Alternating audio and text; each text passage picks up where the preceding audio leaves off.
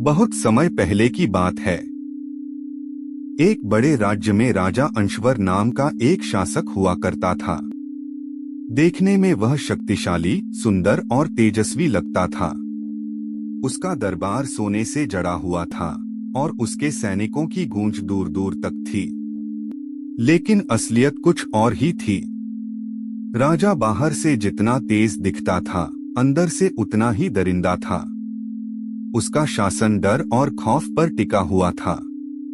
जो भी उसकी बातों का विरोध करता या सच्चाई उजागर करने की कोशिश करता, वह कभी वापस नहीं लौटता।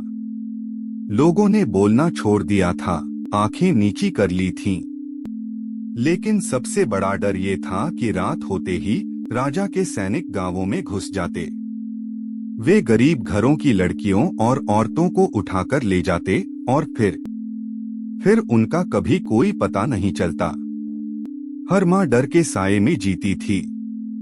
बहनें अंधेरे से डरती थीं। बेटियां कमरे में बंद रहती थीं।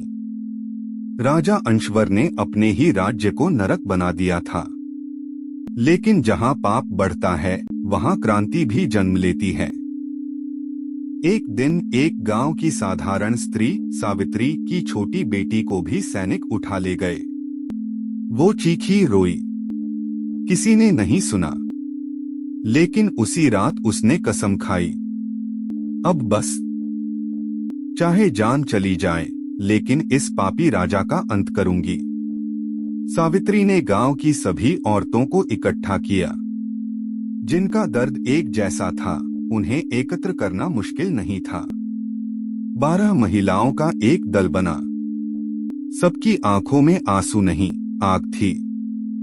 सबके हाथों में डर नहीं, हिम्मत थी। रात के अंधेरे में वे किले में घुसी। राजा नशे में बेसुध सो रहा था। जैसे ही उसकी आंख खुली, उसने चिल्लाकर कहा, मैं राजा हूं, मुझे कोई नहीं मार सकता।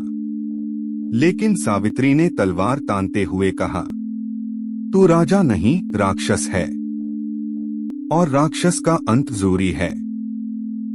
उसी रात उस पापी राजा का अंत हो गया। सवेरा हुआ, लेकिन पहली बार डर के बिना।